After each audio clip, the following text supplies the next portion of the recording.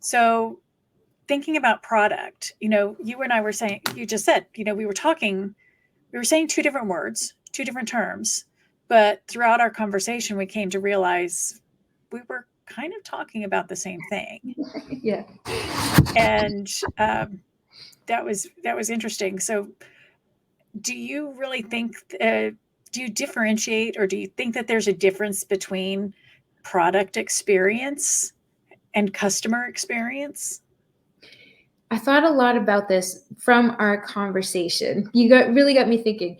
I do think there's differentiators within that. We're still, as you started saying earlier, we're creating a human experience, and there's all these different touch points for someone to engage.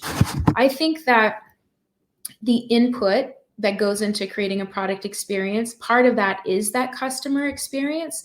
And in order to get a strong product, you have to understand the customer experience, because there's a lot of points where, again, someone's not going to discover, assess, or even want to be part of what you're creating.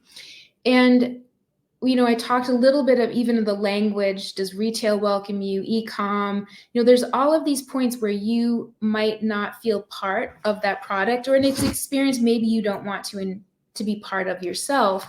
And so the success of a product very much relies on the success of the system that you're putting in place as it relates to a customer.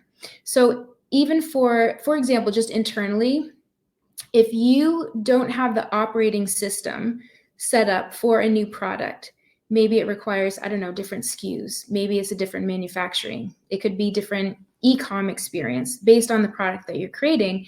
Then those are potential barriers or obstacles for someone to never discover it, for the product never to come to life, because there's points even within your company that doesn't allow for the product to come out. And then, of course, a good customer experience. And so I think about this full end to end. There's this internal pipeline within your company when you're creating a product that has all the different touch points that a customer has. And then there's actually executing those as well. So I think they play very much hand in hand. They can't be separate. You just figure out how are they actually working together, and then where are those touch points that you are pushing, you're executing on.